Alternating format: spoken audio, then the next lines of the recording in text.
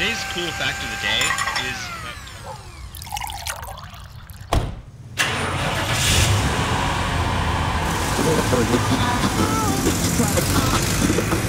Don't you love her?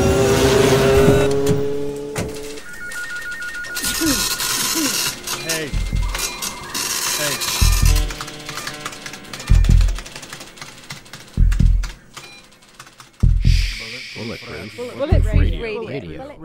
Bulletproof Radio.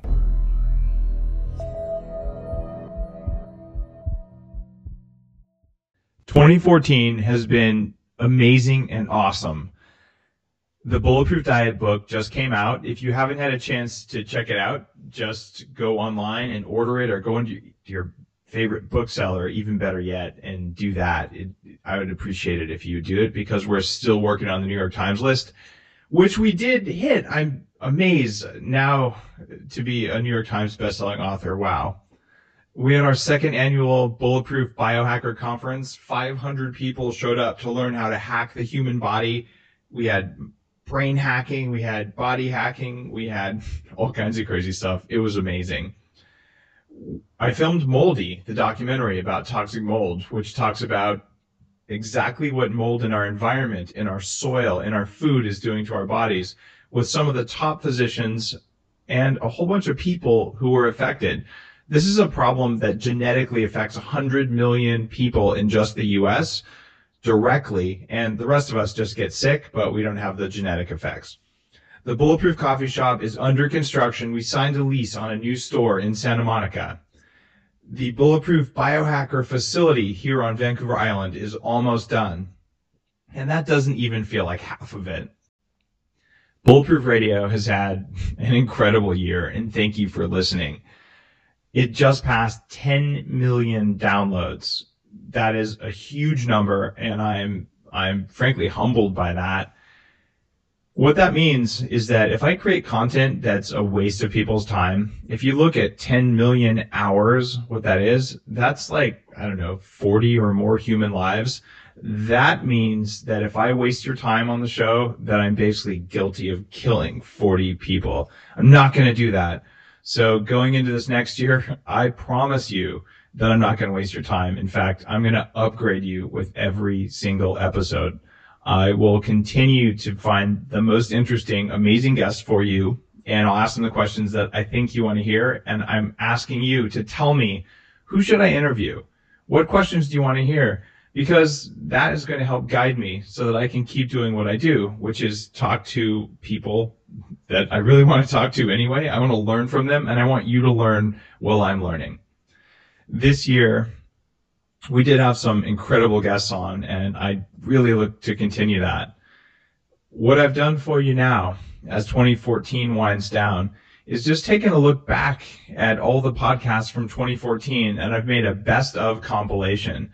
So this show is a bunch of short segments and sound bites from some of the most popular shows, and, well, even more of those. So what you're going to get is a highlight, just the very, very best concentrated dose of Bulletproof. I think you're really going to love this. I'm really stoked with the way it's come together. It's been an amazing year, and thank you so much for listening and telling a friend, and stay bulletproof. Today's guest is an old friend, Dr. Jack Kruse. One raw oyster has the same nutrient density as a pound of grass-fed liver. Think about that for a minute. I think people need to understand that the brain-specific nutrients that are in an oyster are phenomenal. There is nothing more nutritious on this planet than a raw oyster. So if you're going to supplement, I think using seaweeds are okay. But I eat a ton of oysters, as you know, and I happen to live in an area where I can get oysters. So for me, iodine's never a problem. But for most people, it is a problem. And here's another good thing about iodine that people may not know. The second best food to replenish iodine happens to be pastured eggs. Today, we've got James Calhoun. I think there is an ultimate potential within our body. And if we hold the belief that we are powerful beings, that we have an incredible potential within our bodies to self-heal, to operate at peak performances, to be able to break through barriers that people didn't think possible, That is so critical. And the antithesis of that is if you think you're old or frail or ailing. And we see so many people in our culture say that on a daily basis, and that becomes manifest in their life. So I think God resides within you as you are ultimate. You are the number one. And today we've got JJ Virgin. Oh, and I also have been doing the what's the thing called? Is Vibragerm? I always think the Bulletproof Vibe. Yeah, you're on. Vibe. To me, it sounds like a vibrator. Is that a bad thing? Not at all. It's like I just keep looking at it going, but how does it work? You know, it's so big. But the God, people that can't see this are like, what are they talking about? One, you are never better than when you're challenged. When what happened with my son happened, I had about 24 hours of an incredible pity party, and then I slapped myself and went, all right, this is going to be the best thing that ever happened to him and to me and to our family, and what do we need to do to make him recover 110%? And I believe that you don't necessarily need that kind of challenge, but we're never better than when we have that thing to aspire to, and so get it. And don't make it something, make it scary. When I know I've gotten to a place where I'm not scared, I know that I've got to go push a lot bigger goal out there. Because we've got HNILO on. If Dijon mustard is incredible with liver, and a little curry, a little Dijon mustard, and then the raw liver, dice it up. I mean, it tastes great. I mean, liver is so bad, right? Right. But for some reason, curry and Whole Foods organic Dijon mustard, incredible. Okay. That's saying a lot to call liver incredible, as you know. So, yeah, that's like my new little thing. I love it. STELLA GRIZONT is the founder and CEO of WHOOPA. But what you want to do is kind of just recognize, wow, I'm having a really shitty day. And sometimes it actually helps by labeling it out loud. There was an interesting study that found that when MRI patients were about to go into the tube thing, when the operators would ask them how they were feeling, and they actually stated, that they were feeling nervous, they found that their kind of anxiety went down faster than with other participants. So, and I also found that to be true, I find that to be true if you're just kind of open with where you are. So by stating it, you kind of allow yourself to relax and be taken into context. And that really helps move things along. And I'm talking about Anna Akbari. Find a way to be present as often as you can to the people you're with, to yourself. I think that being present and giving someone your attention and your focus is one of the greatest gifts that we can currently give other individuals. And I think that it's very much rewarded and noted. I've had people that I've spent an hour with tell me they can't remember the last time that someone didn't check their phone during that time. And so they feel very special. They feel like they have a connection with you. And you feel that as well as a result. Across the internet from me is BJ Baker. They have to make sure they're moving properly. Okay, so start with movement. Okay. So movement, I mean, as far as the fitness and the wellness aspect, moving well is super important. I mean, physiologically, lymphatic drainage, all that stuff, pain, function, I mean, it's super, super important.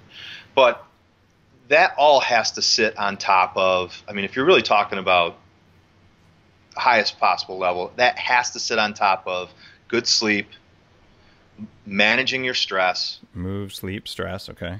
Move, sleep, manage your stress, have awesome nutrition. But I usually define nutrition, being like science, evidence-based, low inflammation, nutrient-dense, low toxin, immune system boosting, executable, affordable, and sustainable. There you go. All right? You're pretty bulletproof there. And this is Steve Folks.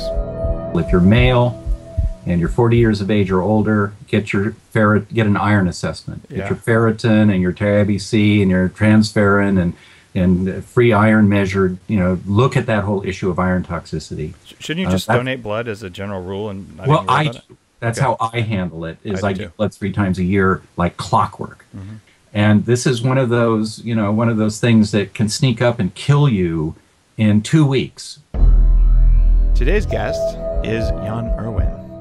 And I left Peru no longer feeling the constant gastrointestinal pains, but when I got back to the States, the irritable bowel syndrome and other problems started reappearing right away, and it was a really weird, well, you know, I was totally healthy in Peru. What happened right when I got off the airplane?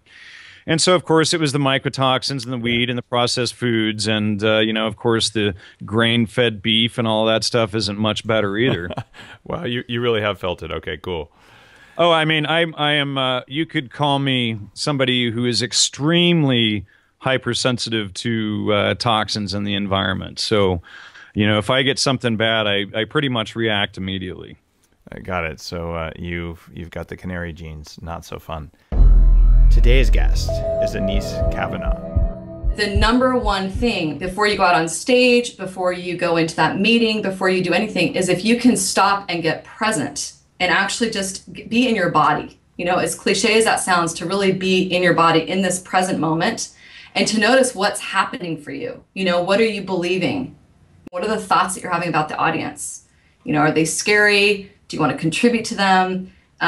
You know, whatever your thoughts are, if you can get present to how you're feeling about that audience and you can get present to your breath and your physical body, then all of a sudden that presence is the first step to be able to go step out and to show up a little bit more powerfully. You add intention into that, Dave, and to me it's, you know, you're unstoppable once you've got the intention piece.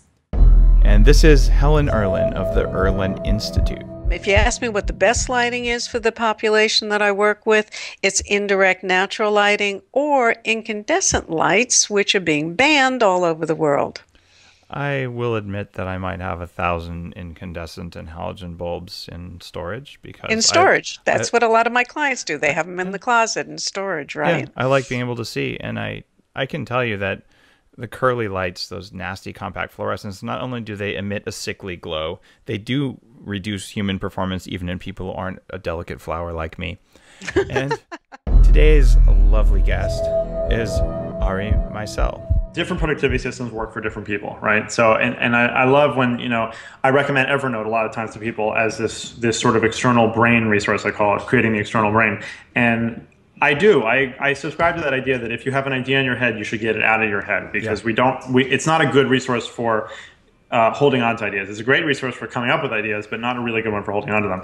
So that's more about getting it out of your head. And I sort of focus more on the options at your disposal if something comes your way.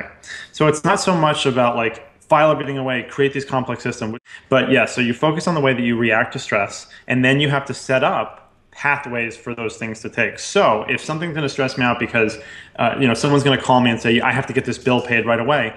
Well, for me, it's very easy. I can say, okay, well, this gets forwarded to this particular person, this virtual assistant or this bookkeeper, and that's an automatic thing that just happens. Right. So Dan Cox has been involved in just about every aspect of the coffee industry. I think that publicity has turned the corner to where there are more positive attributes to moderation in coffee than negative ones. There's certainly still some negative ones, but the industry is starting to say, hey, wait a second. Everything from colorectal cancer, breast cancer, Alzheimer's, there's some stuff going on here that we need to look at closer. It is the one and only Mark Sisson. Well, I would agree that epigenetics is the key discovery point in the last 20 years. This recognition that we're not at the mercy of the gene set that we were given.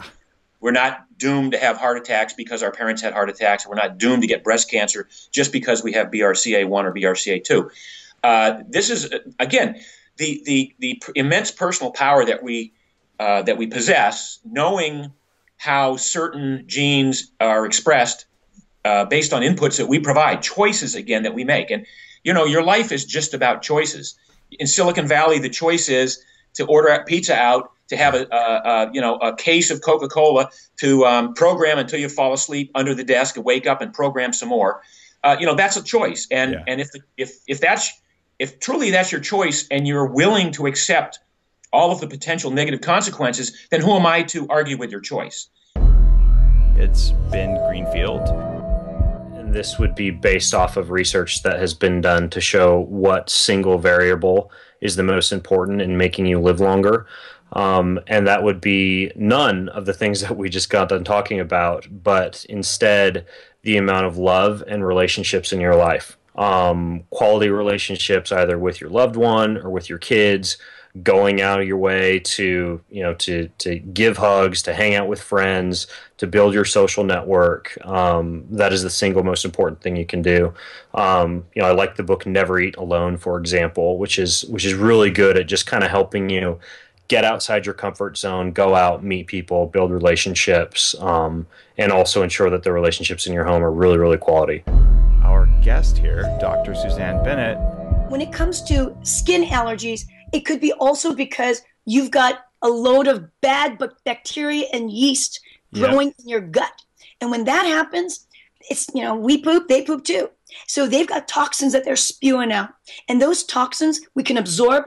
And in your gut, if you don't know this, but in the gut, there is actually a portal vein in your large intestine. And that portal vein is a connection from the large intestine to the liver.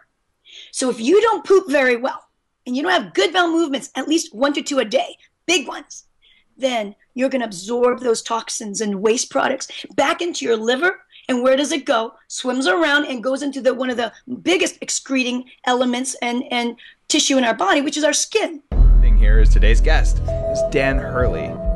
People say, oh, well, I do Sudoku, or, oh, I do crosswords, or I'm playing Tetris. We all, and I just think if that person was just doing a working memory, a task, this would actually be literally making them smarter while they're having some fun. Learning a musical instrument. There's a number of good studies showing that learning to play an instrument is really great. Not just picking up your guitar and playing the old Beatles songs or, the Grateful Dead, but actually learning a new instrument. And again, it's the learning and growing and getting better at something that where the gain really seems to come in. By the way, this is Amanda Allen. Amanda, welcome to the show. Well, there's only so many hours a day that you can train. So say I'm training 4 hours a day. Well, look, there you go. I've got another 20 hours of the day to screw it up or to get it right. And I spend those 20 hours, being a beast at recovery. And do you really train for 4 hours a day? Yeah, absolutely. Today's guest is Dr. Kate Rayon-Bleu. Try natto. You might hate it, but you might love it. And Dave, you were pretty cagey there. You actually didn't admit whether or not you're eating it. I'm guessing you're not.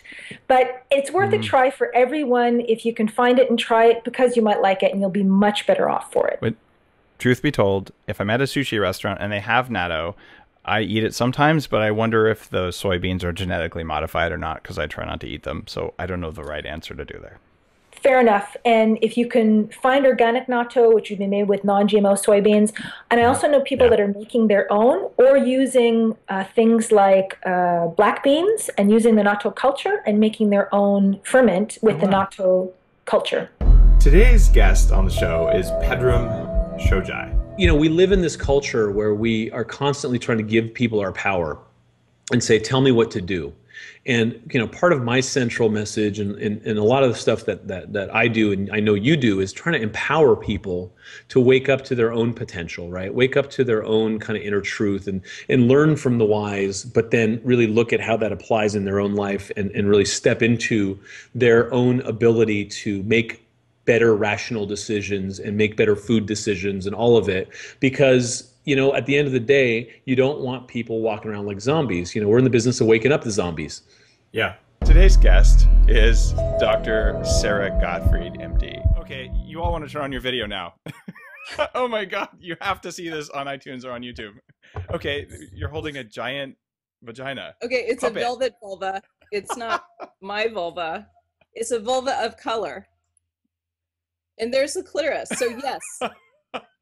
A lot of women think, especially in perimenopause, when they start to get dry, they think they need to start frosting themselves with estrogen. But it turns out your androgens are way more important. So you are right. The testosterone, you got to be careful. You don't want to have clitoromegaly where you start to grow a penis. Yeah. But yeah, putting it on, especially where you have the androgen receptors on the clitoris. Can you see that, Dave? Oh, the labia minora. It's a great big clitoris. It's a great, you can't miss it. And there's the G-spot. See the ruffly pink stuff? Don't forget the G-spot. And then right here, the opening, the introitus, that's where you have a ton of androgen receptors, kind of based on embryology. So that's where you got to put it. Today's guest is Stephen KOTLER. You know, people compete against the wrong things. People have this, they compete against their peers. Never compete against your peers. Figure out who's the very best in the world at what you want to do. That's your competition. Everything else is besides the point.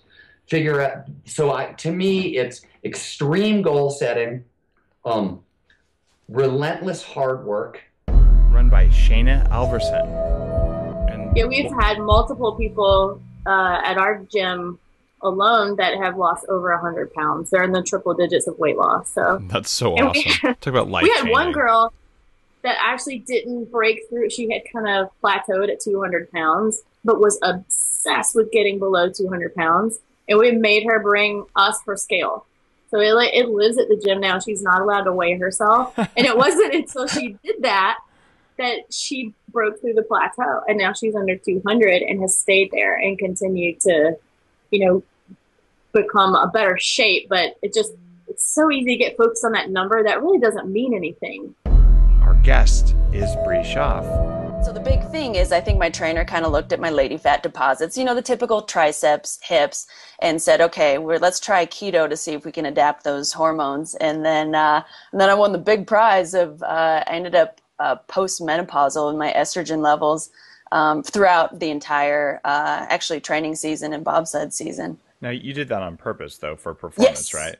Right, because as a female, like the whole goal was actually to get rid of our cycles, because it's proven that as a female, when you're on your cycle, you're not quite as strong or as explosive. And if you can keep that consistent as well as, you know, get the right, it's not as necessarily, I mean, if you can increase testosterone, great, but it was more about decreasing estrogen. It's not like my testosterone jumped up a whole lot, but estrogen plummeted, which was awesome, because then I could consistently train and really keep track of my body and how the food was affecting it.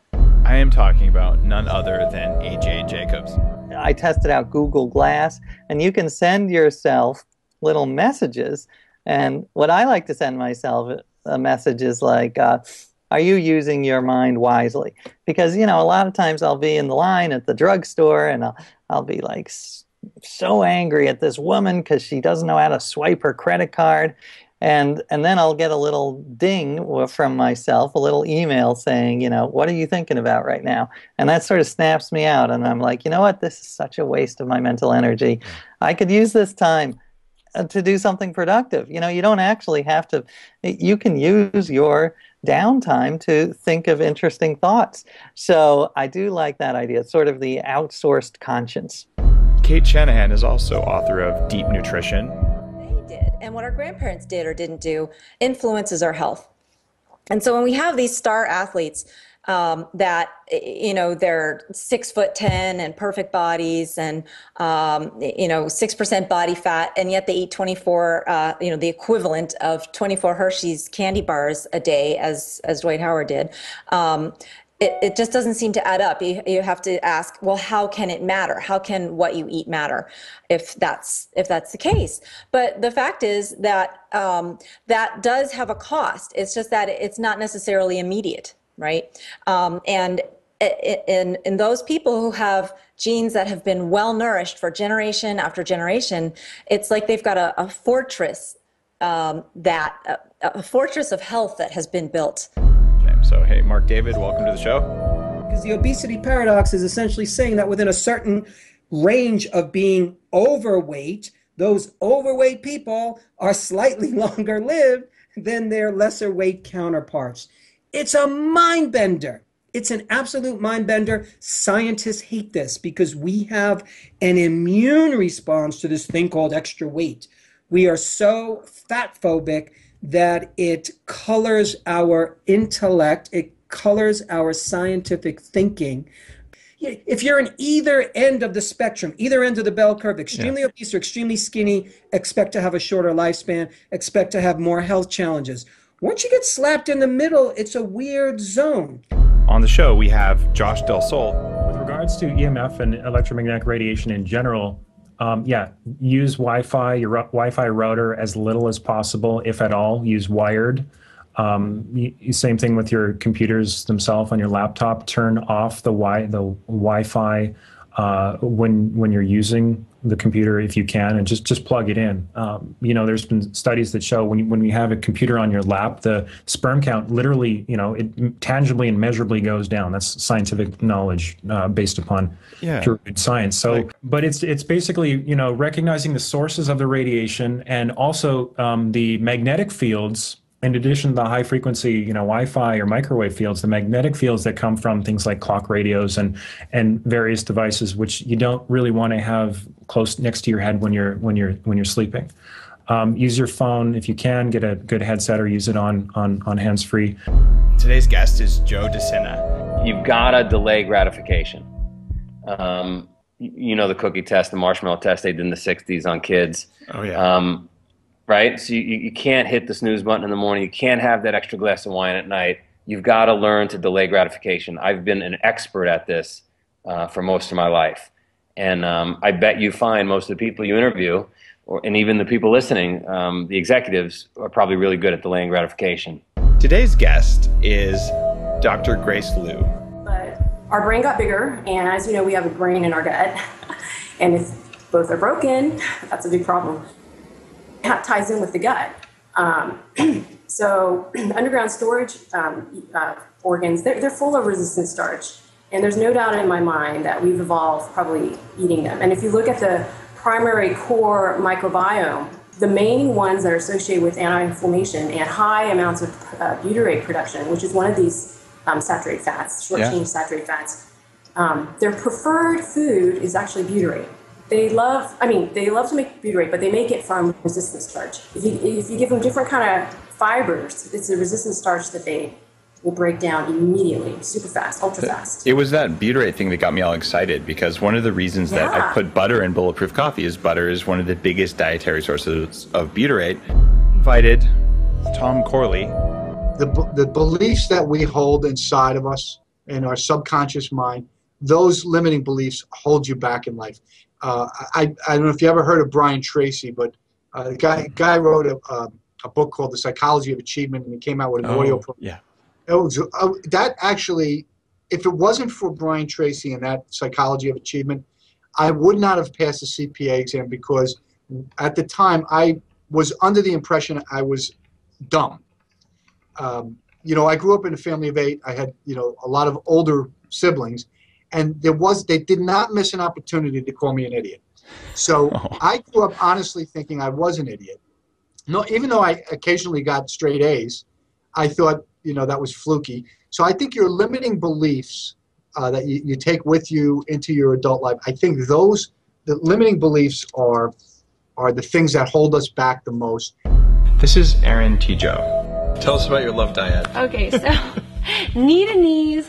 Love dyads, like eye to eye, like just deep breathing. We sync our breaths, maybe 2 to 3 minutes of just like deep eye contact, and really establish that love bond, because the days are so busy and we're traveling a lot, and I travel a ton for some shows or projects, so just reestablishing our connection is really key, and then maybe some exciting fantasy action, but that's for another topic in time.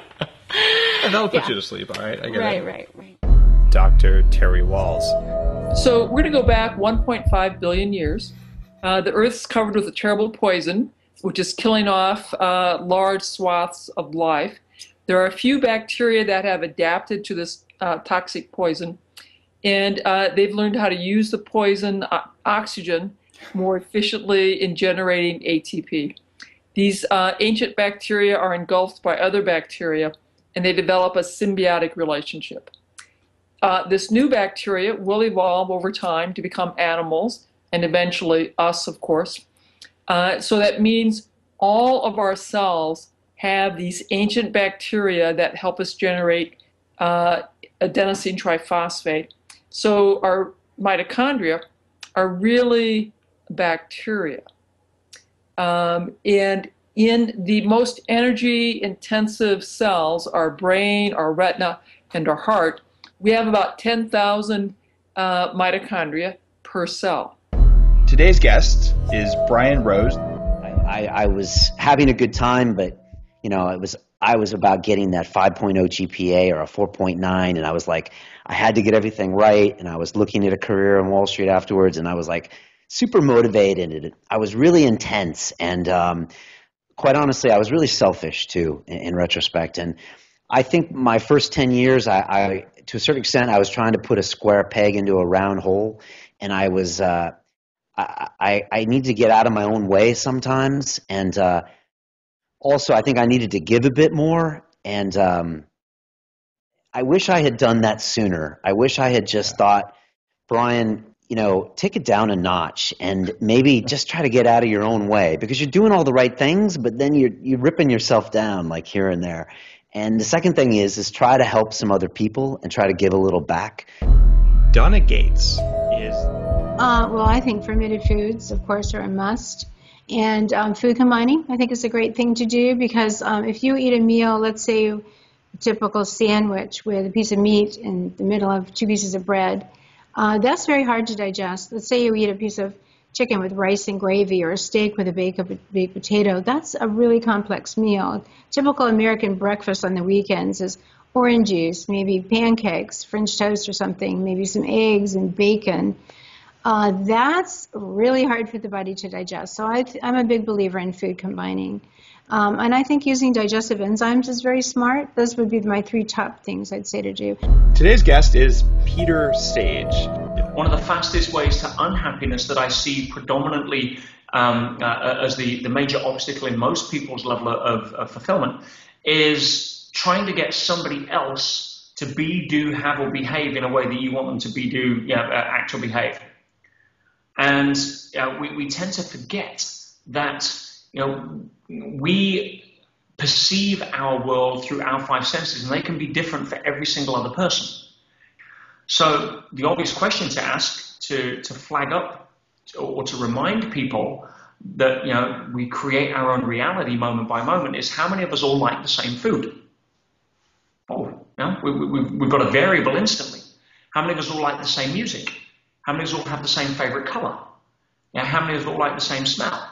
From that sense, you come to a conclusion, an unavoidable and inescapable conclusion, that 2 people could be standing side by side, inhabiting pretty much the same space, in the same moment in time, experience the same event or experience in the outer world, use the same equipment to process that event called the 5 senses, and come up with an entirely different conclusion as to what that means, or what that experience effect is for them. Those guests would be Richard Nicolai and Tim Steele.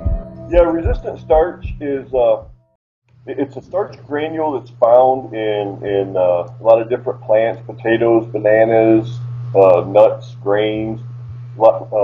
Different, anything that's starchy kind of has a characteristic of resistant starch in there.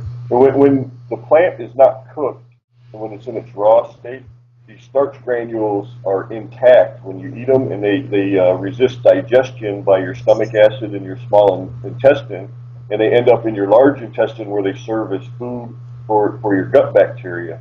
I'm talking about Judy Schwartz. When you start to think about the parallels between our guts and the soil, it can be kind of mind-blowing. There's one fellow that I talked to who talks about the soil as the digestive system of the plant. I mean, that's kind of an interesting kind of twist too. And I spoke with a doctor who said that she was completely blown away to realize that when she did a soil test for land, that it looked like the lab tests for her patients, because it's all the same stuff. So when you buy a vitamin or supplement that might be magnesium, it might be calcium, these are all elements that are needed in healthy soils too. It's Dr. Richie Shoemaker. Collected statistics on over 10,000 cases and 2,000 controls, and we've looked at the genetic makeup that these folks have. The immune response genes, or HLA-DRs, a series of of areas on chromosome 6 that are understudied, but remarkable in what they're doing as far as taking a foreign particle, an antigen, and processing it so that our immune response can make an antibody to it. And in this group of HLA-DR, we see consistently 25% of people cannot make adequate antibody responses, and they're the ones that comprise over 95% of people who have an illness from water-damaged buildings. He is Tim Ferriss, the New York Times bestseller. So, are smart drugs like fire? I think they actually are. That's a great analogy. I think they're like fire, or they're like a really sharp chef's knife. I think that they can be used for benefit, and they can certainly be used to severely damage yourself and other people. I think that the dose makes the poison, right? So a controlled fire is one thing versus a fire that consumes your house and everyone in it. The judicious and intelligent use of, say, a scalpel or a kitchen knife is one thing, as opposed to running with a pair of scissors and landing and having it go through your head. And you can look at use of smart drugs and find both good examples, informed examples of use, and very haphazard examples of use. And a lot of it comes down to, number one, doing your homework, and number two, experimenting and having some ability to track. And in my case, I do very extensive blood testing, among other things, and tend not to go more than 4 to 8 weeks without blood testing. We've got HNILO back on. So the bentonite removes impurities. You have any type of toxins from the air that we're breathing in. Say you come back from a flight and you got all that, radiation from airports and all those little scans that you got to go through. I always make sure that I do one when I get back from the airport or from a trip around the country because of that. And it's just, if I'm in, a type of funk because of those toxins, it helps remove those impurities from the system. We have two guests today, Dan Lewandowski, Dr. Philip Westerling. Let's say on your right side, your left arm is flopping up here somewhere. You can put it on top of your head, you can put it down. What do you do with the top arm for optimal sleep? Keep it out of your nose. Darn, I had that wrong. All right. Put it wherever it's comfortable. One of the ways of looking at the likelihood of having sleep apnea is simply by looking at the tongue, and if they have scallops, and scallops are little grooves in the side of the tongue, what it means is your tongue is pushing up against the side of your teeth all day. And it just means that the combination of what you're genetically predisposed to in your orofacial structure makes it more difficult for you, and it will also increase the likelihood of you having sleep apnea. This week, I'm joined by Zach, who works for Bulletproof. Well, one of the things that's always top of mind for me in my biohacking is sleep. Everybody knows how important sleep is, and talk about it a lot on the Bulletproof Exec blog. And so I use Sleep Cycle app, which is just, on your iPhone. It's, I think, $2. It's not the most accurate data, but it gives you a plan and how to track your sleep, at least knowing what some of the changes are, what the effect is on your sleep quality. So you can look at things over time and know, okay, well, if I tweak my diet here, or if I add, honey, like you had recommended a couple of years ago on the blog in the evening, then I can actually increase my sleep quality. So I've got all this sleep tech in my bed around tracking with the Sleep Cycle app and the Bedit sensor. Is HNILO? Well, I mean, I have to go to the dentist often to get my bite adjusted. I mean, my lower jaw was through the bottom of my mouth, like exposed, gnarly teeth, bone. It was disgusting, right? You just can't tell. Like when I look at you, it's amazing. Thanks. Yeah, I'm very grateful. So, but what they did is they reattached that bone and put it back together, but my teeth were still way off. My bite was way off. It's still off, man. When I smile, the bottom of my teeth hit my front teeth, and I got to kind of push it back. Like this is stuff that I don't complain about. I'm just so stoked to be able to chew in whatever. Seriously, if my teeth hit each other and I got to push them back when I smile, that's okay. But it does kind of suck to have to adjust your smile in the middle of a happy moment, right? So it's okay. So that's just something I got to do. It's my pleasure to introduce today's guest, William J. Walsh. Most psychiatrists and most people in society don't realize how powerful nutrients can be if you find out what's gone wrong. And the beauty of it for us, a really lucky thing, is that out of the 300 or more nutrients that are really important in the body, there's only a handful that are strikingly important in the brain.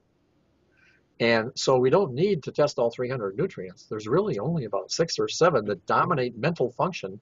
And the testing for a really nice battery of lab tests of blood and urine, it only costs about $300 or $400. Studios sitting next to Arianna Huffington. Recent scientific findings are telling us is that women internalize stress differently.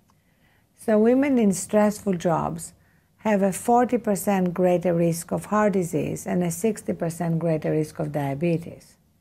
And I was so struck by this scientific finding that I used it twice in the book, in 2 different contexts, because I feel we really need to pay attention to that, because as women it means we have less of a margin to live life from a stressful, burnt-out place. And one of the reasons is that we all have that voice of judgment and self-doubt in our heads, but in women it's particularly loud and harder to basically shut off. I call this voice the obnoxious roommate living in my head. And, I've dealt with it to the point where it now only makes guest appearances. But I think it's really important to recognize that because that voice drains a lot of energy and increases stress, we have less margin. His name is Steve Omohundro. We're in a really interesting period where technology and science are doing amazing things every day.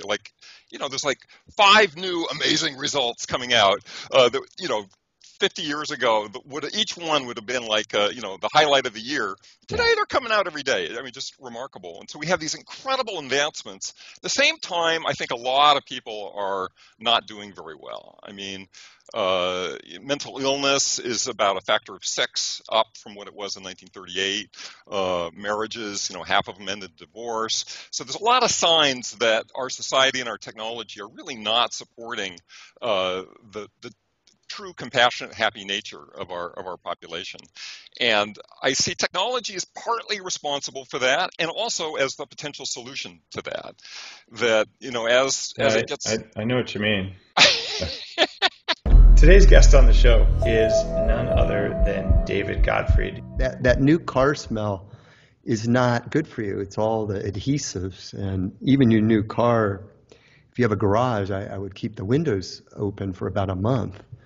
And keep that stuff out of the nursery, the new press board crib. Buy an old recycled one with solid wood that's off-gassed for 10 years already. That's what we did. But all the stuff adds up. It makes you sick. It does lessen your brain focus and your health and productivity. Today's guest is Nora Gedgaudas. The idea that we need glucose in order, as a primary source of fuel in order to function it's a myth. And it's a kind of a it's only conditionally true. It's only true if we have cultivated a rather unnatural dependence on glucose as our primary source of fuel. We're actually born in a state of ketosis. Yes. Okay? That's the way we come into the world. And we don't start utilizing glucose as a brain fuel until carbohydrates, or as a primary brain fuel, until carbohydrates are actually introduced. Today's guest is Dr. Isabella Wentz. A lot of our shampoos with all kinds of gunk and junk in them, they can cause you problems. So I know that I was using just every product known to man because I was reading these, magazines that were telling me that I wasn't pretty enough or I wasn't smart enough and I needed to buy every single shampoo to make myself much better. And we end up, the average woman ends up with so much stuff in her bathroom. I don't know what the average is. I think something like 100 or 200 items.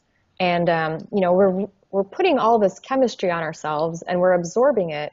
And so, you're really looking at all of that stuff you're putting on your skin is getting into your bloodstream. So that's basic pharmacology is, you're going to absorb that and it's going to bypass the liver. So it's going to go directly into your bloodstream and that can cross-react with your thyroid tissues and that can cause damage. Today's guest is none other than Jeffrey Miller. It's weird. In a sense, it's a lot more natural to find a partner that way than to go to a bar and get drunk and try to talk to somebody when there's a lot of background noise and when everybody's anxious and everybody knows it's a meat market, right? At least with online dating, you can kind of say, hey, here's me, here are my preferences, here's what I do, here's what I'm looking for. And I think that is more similar to a kind of natural mating style because remember, in prehistory, you would hardly have ever met a stranger, right? Anybody you meet, you would have heard about already sort of indirectly through family or friends or, oh, there's this cute guy in the clan on the other side of the hill. Today's guest is Jeffrey Bland. If you're not trying to get a doc that's just driving for the diagnosis to give you the pill or surgery for that particular disease, but you really want to know, how do I make this organism called me work as effectively as possible for as many years, compress illness in but the last few seconds of my life, and then move on at some terminal age after 100 to the next level of my challenge, my energy. If that's your objective, then the question I think as a patient you need to ask the doc is, are they interested in your lifestyle? Are they interested in what you eat, how you think, where you live, what you breathe, what you drink, your social interactions? Are they really doing more than just paying lip service in a 3-minute conversation about do you smoke and are you overweight? But they're really going into the narrative, which is your story. Today's guest on the show is Matthias Ribbing. The basics of it is to teach your brain how to think in images. That's to train your visualization skills, because what you do then in the brain, by visualizing images, you get like a shortcut to the long-term memory. So by thinking in images, so then the brain can take in a lot of information quick. So this is the interesting, when you compare our five senses, our sight, seeing sense is the most important to the brain. And this is true for everyone. You can actually see that 3 of each neurons, all the neurons that work with one of our senses, actually 3/4 of them all work with our sight. Was none other than Daniel Vitalis. But the term rewild, it means, I have it actually here, rewild, a verb, means to restore to its natural uncultivated state. So as I see it, the word rewilding has an antonym, and that'd be domesticated. Domesticated means like domicile, the word domestic, that same word as domicile refers to a house. Domesticated means of the house. And for about 6,000 to 10,000 years, human beings have been not only domesticating plants and domesticating animals, maybe inadvertently we domesticated ourselves. And here's the crux of the whole thing and the important piece and why I'm into this idea of rewilding. We understand that the lettuces we eat, let's say romaine lettuce, we understand that's not a natural organism anymore. That's a domesticated human biological artifact that's drawn out of the wild lettuce, Lactuca cereola, and we've created Lactuca sativa, the domestic version. My postulation is this: human beings, as we exist today, or I like to call us the moderns, are not actually Homo sapiens, but we're a subspecies that is domesticated. So I call us Homo sapien domestico fragilis, nice. The fragile domestic Homo sapien subspecies. I thought you were going to say Homo sapiens wussicus or something. But well, basically, yeah. About Jimmy Moore, today's guest. Well, and we got to stop groups like the American Heart Association putting out radio ads. I heard one just on my radio earlier driving in the car where they're still saying, we need like a health meter when you're buying foods, and when you buy healthy fats like canola oil and corn oil, and and have those as the replacement for your butter and those other unhealthy saturated fats. So we're getting kind of this reinforcement of the negative message about what kind of fats are healthy. You know, and in Keto Clarity, we're quite adamant about high fat, but I'm quite adamant that we're talking about saturated and monounsaturated fats, primarily, of course, omega-3 fats are in there as well. Not vegetable oils. Cholesterol Clarity, hopefully we scared you half to death to ever want vegetable oils, because they are highly inflammatory and causing all sorts of problems. Yes, they're lowering your LDL-C, but at the expense of increasing your inflammation. So you got to be discerning about what you mean by high fat, and we try to give people good guidance on that in Keto Clarity. Her name is Amber Lyon. The key to psychedelics is not just taking the psychedelic and going through the experience, it's how you integrate it after the experience, the knowledge and this incredible insights you've been given. What do you do with those afterward? And that's why it's great to have a trained healer or trained individual who knows a lot about the medicines with you, so they can help you come up with your plan of action after you've had these experiences. And today's guest is none other than Mark Hyman. In the past, we used to call cars horseless carriages. Today we call medicine, functional medicine is the right medicine. It will be called just medicine, because it's really understanding the root causes of disease. Right now we practice medicine by symptom. If you have a symptom, then we make a diagnosis. What functional medicine does is it says, wait a minute, we're not a bunch of collection of different organs. We're an organism. We're a system. We're an integrated system, and we have to understand what the roots of disease are, not just the branches and the leaves. We want to get to the roots. And so functional medicine is a methodology of thinking about how to get to the root cause of illness. Those would be Joy and Jay. There are plenty of tonic herbs that people may have at home in the spice rack that they don't even think of as tonic herbs. Turmeric is one of the greatest tonic herbs in the Ayurvedic system. Most people will have that in their kitchen. Cardamom, cumin. Black pepper. Yeah, a lot of these things, black pepper, people can use as spices, and we use those certainly all the time. And then kind of using the herbal extracts that we use also, and infusing the food with that is that's a next step and next level. But people are really familiar with a lot of spices that have incredible medicinal effects. I'm Dave Asprey, and you're listening to the Bulletproof Radio Short Report. Another thing to think about is that it's not an excuse to say, I don't have time. It's not optional to nourish your mind and body. You're going to spend time eating. Either you're going to eat crap or you're not going to eat crap, and it's up to you. It's Andrea Herman. Well, industrial hemp is cannabis. It's same as marijuana is cannabis. So hemp or industrial hemp and marijuana, those are just common names that we call portions of the cannabis plant. So the legal delineation is really based on the percentage of THC present in the flowering parts. That's what legally defines industrial hemp all around the world where legislation is in place. So we have in Canada, in the field sample, it's 0.3% THC or 3,000 parts per million. And then further from that, once you know that the derivatives or the protein powder, the hemp oil, the hulled hemp, shelled hemp, hemp hearts, that all has to be tested also for THC. That's in our federal regulations here in Canada. The U.S. regulations, most all of the state regulations also base it on 0.3%.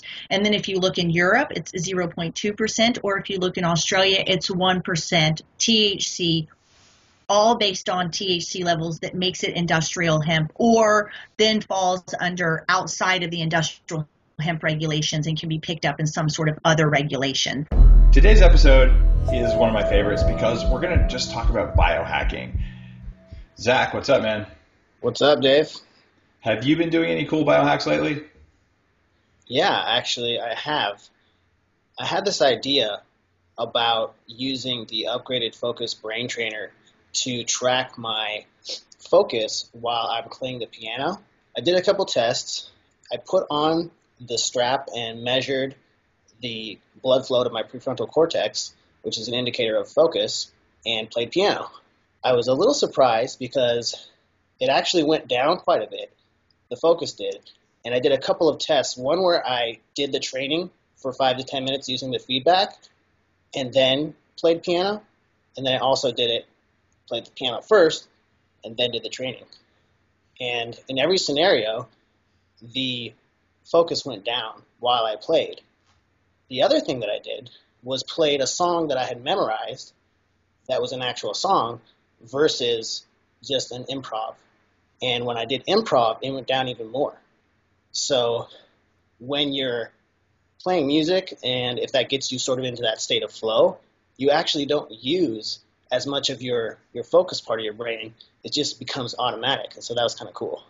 Today's guest is Nina. And Nina, I'm just going to freely say I cannot pronounce your last name even after trying. So would you please pronounce your last name perfectly for our listeners? It's pronounced Teicholz, like a tie you wear, and Dr. Scholl's shoes. That is the best mnemonic ever. We have become so much sicker, obviously sicker. And one of the stories now that nutrition experts tell us, they basically have two kind of ways that they shift the blame away from their own bad advice. And one of them is, you Americans, you are fat because and diabetic because you don't work hard enough, you're all eating junk food, and you don't exercise enough. So it's your fault.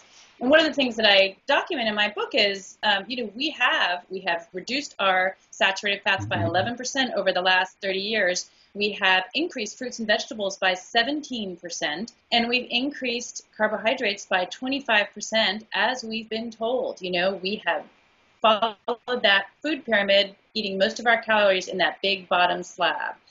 At the same time, we're clearly fatter and sicker, so how can that truly be our fault? None other than Jordan Harbinger. People on the other side of the fence who either don't like the secret game being played or don't know about the secret game. If you're sitting there and you're going, I don't need to network when what I'm doing because blah, blah, blah, you just don't know the secret game being played around you. And if you don't like it, it's because you're last picked for kickball, most likely, because a lot of people go, yeah, it's all about who you know. It's not what you know. That's a bunch of BS. I hate that. And you know what? I say, thank goodness it's all about who you know, because now I don't have to be a guy who works 85 hours a week grinding away at a technical skill, because if you're in a job that requires even a billable hour-centric job like a lawyer, if you have the people skills, people go, you're now officially the exception to the billable hours rule because you're the only guy who can sell the firm. Melinda Culver. And Melinda's a veterinarian. Well, actually, let's summarize for dog owners.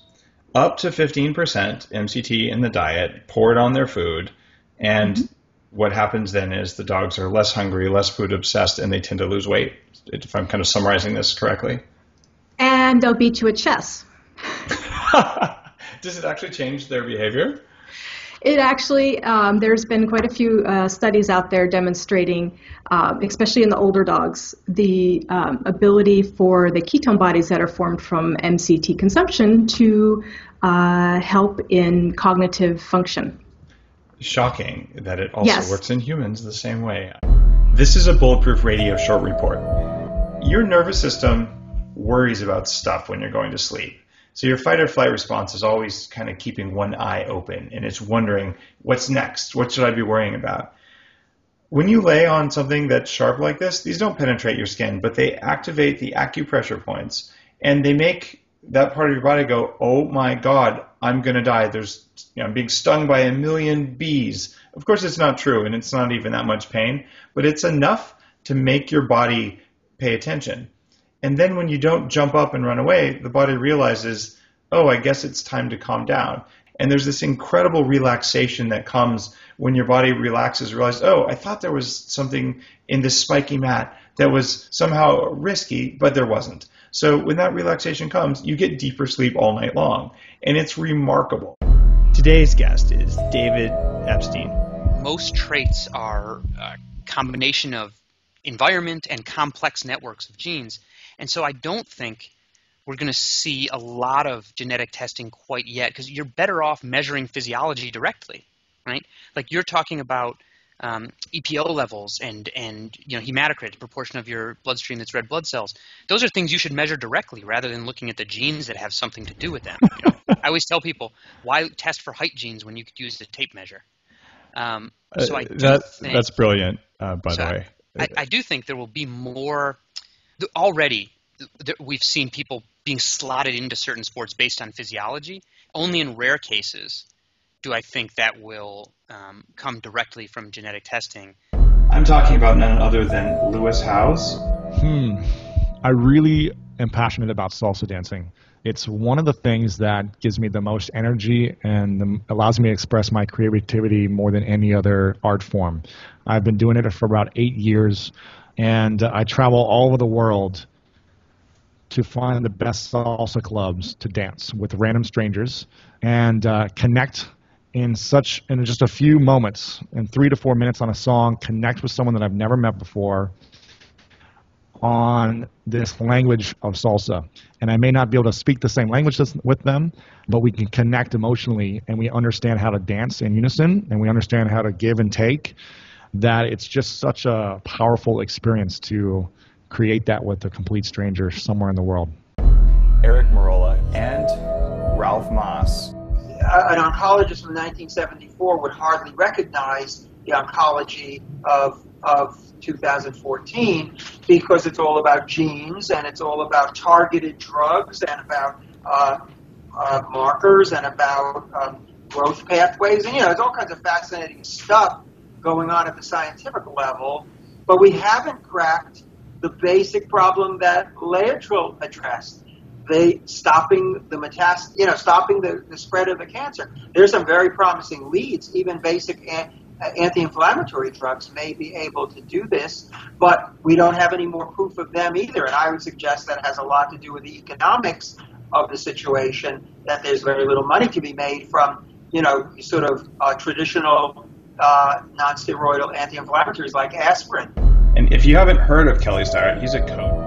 And so if you treat something and it's chronically tight, chances are you're not really addressing the problem, you're addressing the symptoms of the problem. And that's why, ART hasn't cured cancer, Rolfing didn't cure cancer, physio didn't cure cancer, because, and I say cancer, I'm talking about movement cancer, because we're not thinking about the other piece of this, the environment, right? Sleep, stress, all of those things, we're not talking, right, that seem to matter a full third of the equation. The movement and the movement practice, and then the tissue health. And we've just always just sort of addressed one of those things at a time, but you have to be thinking in terms of the system, and this is why you and I are friends. Dr. Ben Lynch, today's guest. I hate folic acid. I don't use that 4-letter word very often because it's very strong and very negative and very just not a nice word. But folic acid qualifies. And it qualifies because not only is it man-made and it has to go through multiple steps in order to be useful for your body, but when you order a blood test from your doctor and it looks at serum folate or it looks at serum cobalamin or B12, it's garbage. It doesn't mean anything. That's outside your cell. All the action is happening inside your cell. So if you're looking at your serum folate and it's high, you're thinking, oh, that's good. But it's actually not, because you don't know what type of folate it is. And especially what can happen is if you're consuming grains, like Dave was saying, or these processed grains, or your vitamin drinks with enriched folic acid, or your supplements with enriched folic acid, so now you're upwards of a couple grams of folic acid a day. Folic acid binds to these receptors on the cell, which are intended for the good folates, the useful folates, which get in there and actually do some work. Now, folic acid will bind to the receptor, sit there, and it will prevent the good folates from getting in and doing their thing. His name is Manish Sethi. Like if somebody wants to create this habit, I want to check my daily HRV level or anything of that nature. How it works is you would say, all right, I will make a commitment to do this. I will reward myself if I do this. But for the first few days, because I know it's hard to get started, I will potentially inflict a penalty if I don't do it, because that will motivate my ape brain, my animal brain, to do the habit while the positive reinforcement catches it and turns it into a habit. Does that make sense? It does make sense. I'm talking about Dr. Jade Teta. Well, the key is the acronym tells you everything, right? Metabolic effect is ME, meaning me, meaning that it is all about you, the individual, finding what works for you. So each person has a different optimal metabolic effect or metabolic response to their diet, to their exercise, to their lifestyle. So this idea in my mind, and really this was a hard one sort of understanding, that we have to have, exercise a particular way, and you can't do cardio because that's going to make your metabolism explode, and you have to only do metabolic conditioning, and if you don't lift weights, this and that, and you got to eat only this way. All of that does is just make you run around with a chicken with your head cut off. So metabolic effect is really, that acronym ME tells you, we're helping you find the diet, exercise, lifestyle inputs that optimize your metabolism. Our guest, whose name is Leanne Venier. When we have cancer in our bodies, the light communication that is happening between our cells is not happening properly. The cancer cells actually scramble the light communication. It sounds very esoteric and woo-woo, but it's actually, if you think of how plants live, how humans live, we're designed to live under sunlight. So many people nowadays are not getting sunlight at all, so we have all of these increased cases of cancer. There's been this whole myth about sunlight is bad for you, causes cancer, and it's totally not true. Lack of sunlight actually causes cancer, pretty much every kind of cancer. Say, this is Zach Evanish. To me, you could hit a wall when you are chasing just six-pack abs, or I want bigger biceps, or I want to appear a certain way. But what training does for the way you feel and for how it allows you to perform in life, the confidence it gives you, the strength it gives you to handle stressors in life. What I say is, you have kind of struggles in life, you learn through the hard work to turn obstacle into opportunity, struggle into strength. And that is something that I've noticed has disappeared in people, because when you talk to people, especially you, Dave, you speak to people in many different realms, meaning you don't speak to them about just hacking in the way of energy or health or fitness, but you also do a lot of business consulting. And a lot of times we hear people say, it's too hard, I don't have the time, I don't have the resources. And it's because they haven't experienced, struggle and how to overcome it. And that's where some hard work, some hard training benefits people, and we're so scared to work hard that it actually hurts people. Brandon Ralph, who you will probably see very soon here. Do people think that you're obsessive compulsive about food? My wife would probably say that at the beginning of this, because I was I was like, I'm doing this, I'm eating fat. She's like, well, just slow down, you sound like a crazy person. I was like, no, I don't. Like, this is awesome, I feel great. And I was a little crazy. You're right, Courtney. And so I had to walk myself back off the crazy train. And I've modified a little bit. Yeah. But also she's been able to see, because I've done testing now. She's like, wow, your cholesterol is like amazing, and you haven't had any effects, and I see so many benefits, and she's on board with it too now. Not that she wasn't before. She's just urging caution. It's scary. When I first started doing this, yeah, I was worried about it. I was worried about it too, but I knew how great I was feeling. So I was like, if I'm feeling so great, how can this be? How can it be wrong? None other than Philip McKernan. And I'd rather work with somebody who has no goals whatsoever than a laundry list of goals that are unauthentic and things that they think they want because they heard somebody speak about it or they read a book on success. And I think that's one of the challenges in a world today where there's so much information that we're taking the pieces that we think, but we're not necessarily checking and say, are they aligned to who I am?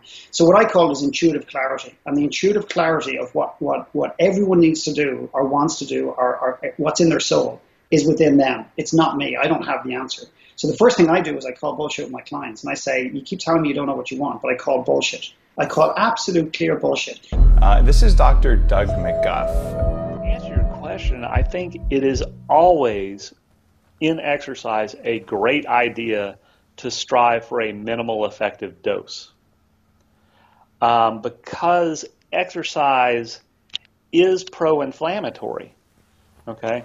If you are a person that is not living life right, not eating right, burning at both ends of the candle all the time, you have to understand that the exercise you're doing, at least in the acute phase, is adding an acute inflammatory event onto a chronic inflammatory state. So when you're making this transition from, let's say you're finally going to say, look, I'm going to take care of myself, I'm going to live life right.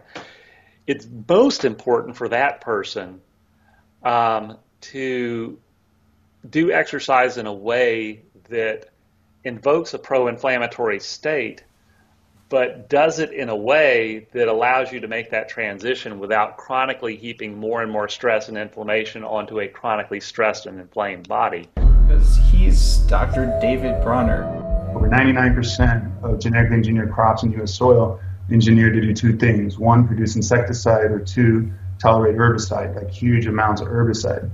So it's, and both traits have rapidly created resistance in the respective insect and pest populations. The insects and the weeds have now developed resistance to these chemicals rapidly, which every weed and pest scientist not on Monsanto and Dow's payroll was warning was going to happen. Much like overdosing antibiotics in factory farms has rapidly created these super germs that are antibiotic resistant. So it's the same thing. It's just this massive blasting of chemicals and herbicide has rapidly created this resistance, which, either they're the dumbest people ever or the smartest. And I think they saw this coming a million miles away. Today's guest is Dan Pena. The 3 most important pieces of advice you'd have for people who want to perform better at whatever they do. That doesn't have to be in business or in sports, just perform better as human beings. There's only one. Just fucking do it. Don't analyze, don't spreadsheet. In the old days, they used to say, Lotus 1, 2, 3. Do the kids still remember what that means? I do. But okay, just do it. And if there was a second one, is focus on the few. Another question I'm often asked, what's the best advice that you never took that you should have? Okay? And it's focus on the few, not the many. And Costa Grazos told me that when I was, a long, long time ago. Again, God rest his soul. And I thought that he's wrong. I can do 15, 20 things at a time. He was wrong. He was right and I was wrong. So just do it. Don't analyze. Follow your heart and focus on the few, not the many. And you'll be successful. The money will follow. Former NFL star Bo Eason. So we at that particular store you're talking about, I was at a fancy birthday party of 5-year-olds, and Axel and I are playing catch, and Axel dropped the ball. And I go, Axel, don't let the ball touch the ground. And he goes, oh, yeah, Dad. So he picks it back up and we start playing catch again. Well, that upset some of these guys. And they came over and had a little chat with me about how to speak to my son. And they asked me, what did you say to that boy? And I said, I said to that boy, who's my son, I told him don't let the ball touch the ground. And the guy was upset that I said that. And he said, why would you say that to that boy? And I said, I say that to my boy because that's a rule in our house. We don't let the ball touch the ground. And he got more upset. And he said, well, why would that be a rule in your house? Like, that was the most offensive thing ever. And I said, that's a rule in my house because when I was growing up, that was a rule in our house. Because my dad got us a football every Christmas. And me and my brother would throw it to me 1,000 times every day. And I would catch it 1,000 times every day for the whole year. So that ball, if it touched the ground, was not going to last until the next Christmas. And we weren't getting a new ball if that ball was ruined. Our guest today is Dr. Robert Rowan. Ozone is O3. You're breathing O2. Ozone is made by splitting O2, and one of the oxygen goes off and hits an O2, and then it forms O3, which is an unstable molecule that it only lasts about 30 seconds. But it's natural. It's nature's most powerful oxidizer. It's a cleanser. It leaves no toxic residue. And believe it or not, your own white blood cells make it. Your immune system makes these oxidants as its defense against invaders. Effects ozone has on the body. Ozone improves the rheological properties of red blood cells. That means the red blood cells become more flexible and you get much better blood flow. I'm an oxygen man. I started ozone, as you said, in 1986, and after my first treatment, I woke up. I realized that the most important thing to the body is oxygen delivery and oxygen consumption. JJ Virgin, welcome to Bulletproof Radio. Well, I believe most of us are being duped and that the misinformation is killing America. And I mean, I'll just give the example of this green drink that literally on the front says no sugar added. And it's Green Boost. It's got a green boost, which really, and if you look at it, it's actually got 4 fruit servings in it. 4? And in 16 ounces. Now, okay, so a 16-ounce soda has 44 grams of sugar. And a 16-ounce of this green drink has 56 grams of sugar. But the challenge is you look at it just like you look at the jam or you look at any of these things and it says no sugar added. Or if it does have sugar added, what they'll do to distract you is they'll say fat-free. So they'll do one or the other of those, so you go, oh, it must be good. Or maybe they'll put organic. So they've got all these things are all natural. You know, all natural is a great one they can use because natural means really nothing. So they can use these different words and, you know, think about the person who's not studying this stuff and trying to make good decisions for their kids. None other than George Bryant. I don't think anybody should eat gluten. I think it's stupid. I don't think you need it because I've baked everything without it. I've managed to get things to say shelf stable without it. Bread still rises. So I can't think of a good need for it whatsoever except to poison control people, and it keeps pharmaceutical companies in business. It keeps diet products in business, and God forbid that people in this world actually cut it out and were healthy and we didn't need all that crap and the good that we could do and the food that we could have and the sustainable food systems that we could create, and our kids could go to school and eat lunch without coming home bouncing off the wall or unhealthy or, you know, scared of what can pop up if you do have an allergy. I mean, it's insane. That's my spiel on that one. Outlaw it all.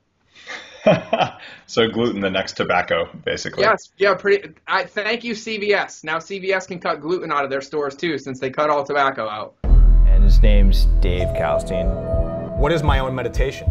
Because if I hold myself to someone else's definition of meditation, I'm never going to get it. So my meditation is I'm writing a script, and I'm coming to a point where something in my mind says, time to quit, Dave, or that line sucks, or you should start over.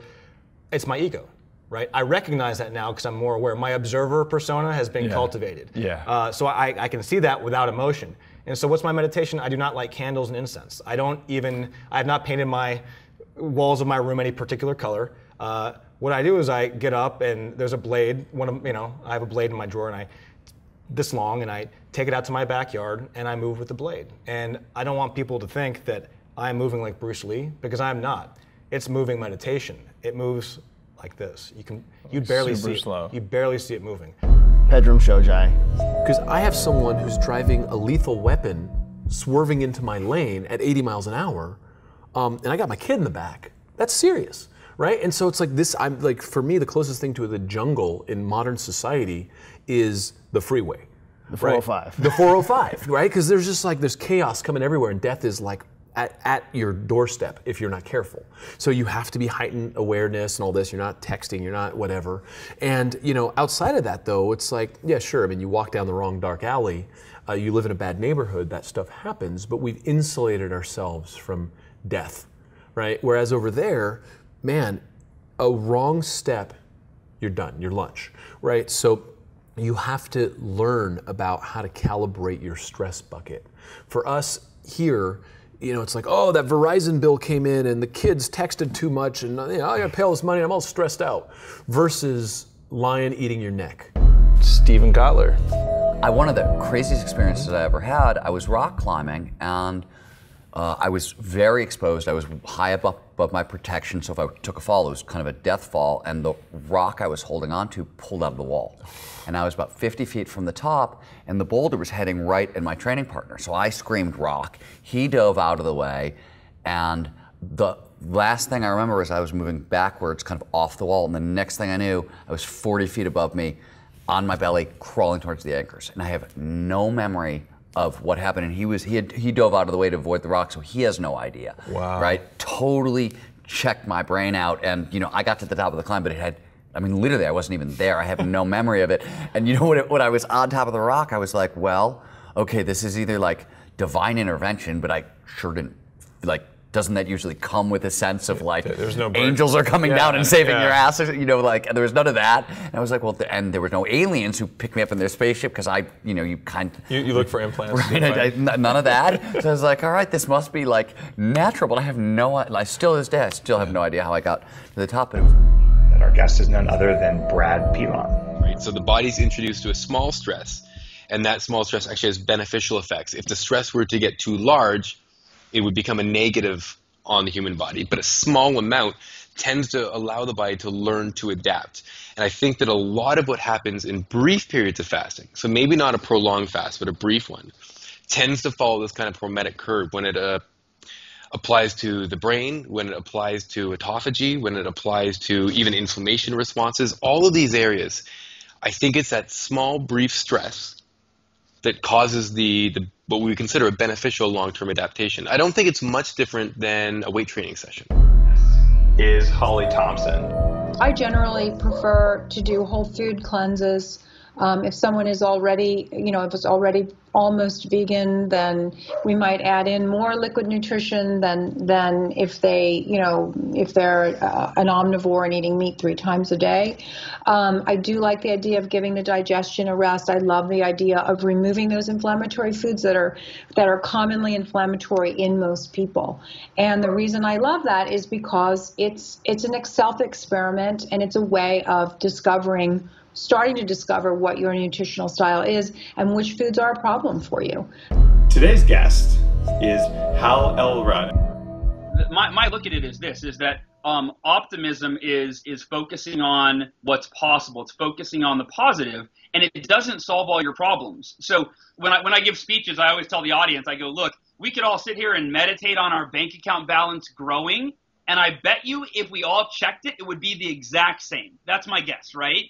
So positive thinking doesn't magically solve all your problems. My belief is it puts you in the best possible mental, physical, and emotional space to solve your problems, to create optimum results in your life. And it's Grace Liu. And our body has probably harbored gut flora that have co-evolved to eat starches, because we've only been cooking for almost 1.8 million years. And potatoes always kind of creep me out in a way to eat a raw one, Yeah, eating raw potato doesn't seem very natural for some reason. Have you noticed that no livestock get potatoes? Raw potatoes? Yep. Well, they don't actually get raw kale either, come to think of it. Yeah, no. I wonder why that is. Isn't it? Well, kale's not expensive, maybe, but potatoes are cheap. No, if you try and feed kale to a horse, the horse won't eat it. Oh, really? Yeah, it's because of the oxalic acid. Potatoes have a lot of trypsin inhibitors. So the best way we want to get sarcopenic would be to eat a raw potato over time. They always cause protein malnourishment, and in livestock it will eventually cause, pancreatic adenoma, hypertrophy, cancer. Is Jeffrey Smith. You take a gene from one species, as you described, and you insert it or forcibly insert it into a DNA of another species. So, for example, let's say you want to create a corn plant engineered to produce its own toxic insecticide. You might take BT, which is Bacillus thuringiensis bacteria, which produces a toxin called BT toxin that's known to break open the stomachs of insects to kill them. Then you take the gene that produces the toxin out of the bacterium, make millions of copies, put it into a gun, shoot the gun into a plate of millions of corn cells, clone those cells into plants, and voila, now every single cell of every single corn plant that you just genetically engineered has a gene-sized spray bottle producing a toxin that breaks open the stomach of insects to kill them. And I'm on site with Dr. Dwight Jennings. Go back and talk a little about the sensory zone from here to here and ear to ear is your trigeminal nerve. And what's special about the trigeminal nerve is it has 100 times more dense pain fibers than any other nerve in your body. So you feel pain in your jaw long before you feel it in your elbow? Not necessarily. Okay. But when this function gets disturbed in this region. This function for people listening in their cars, this function meaning around your face? Correct. Okay. Yeah, dysfunction within the trigeminal distribution area leads to an elevated pain neurotransmitter called substance P. And substance P is a major, probably the most major modulator of inflammatory response in the body. It's a very strong stimulator of cytokine release. Today's guest is James Swanwick. And I went and had a breakfast at the International House of Pancakes that was sort of adjacent to this hotel. And I opened up the menu, and the menu had photos of all of the food that they were serving, these big, bright, nasty colors. And I looked over, and there were these 2 huge, overweight Americans there stuffing their face with this food. And the 2 drinks that I had the night before just made me feel kind of ill, and it was just a particularly bad hangover. And so I just said to myself there and then, I said, you know what, I'm going to see if I can beat my record of 30 days. I'm just going to see if I can go to 35 days. So let's just see how we go. So I began that day. I got to 35 and said, wow, I've lost about 10 pounds of fat. My skin's better. I'm sleeping better. I'm more productive. I'll just keep going. And then I got to 40 days, and I said, I'll see if I can get to 50 days. Then it was, I'll see if I can get to 3 months. And I got to 3 months, and I realized that the quality of my relationships was better. I had better friends, nicer friends. I wasn't as irritable. My dating life was surprisingly good, actually. I was meeting a higher quality of woman. So I just went, I'll just keep going. I got to 6 months, and then I said, I wonder if I can go a year. So I went to 12 months. Today's guest is Helen Erlen. Erlen syndrome is basically looking at the fact that there are people today who, because we're so high-tech and we're living with fluorescent lights and computer screens and high-def television sets, and whiteboards in schools, computer screens where you have to look into fluorescent lighting, and reading and doing visually intensive activities. That's all what we're doing. We're not outside, we're not agricultural anymore.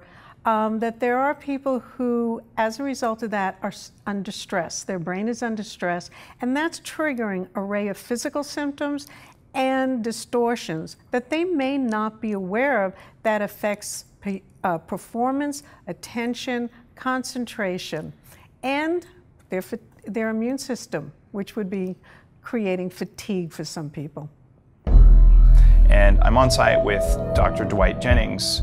So even if I'm like, I don't allow my jaw to do this. See how it falls back?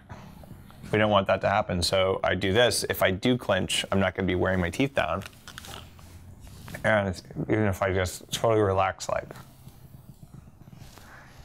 these guys, these metal tabs keep my jaw from doing that, which is why I can sleep on my back, which isn't a great idea if you're not doing this, or I can sleep on my side. Same thing, it's going to hold my jaw in position, which means all night long. Do I get more efficient sleep? Yeah. Do I get more blood in my brain? Yeah. When there's more blood flow in the brain, there's more oxygen. When there's more oxygen, the mitochondria can do their job better. The mitochondria control the glymphatic recirculation system, which happens at night, that drains cerebrospinal fluid that contains cellular waste products.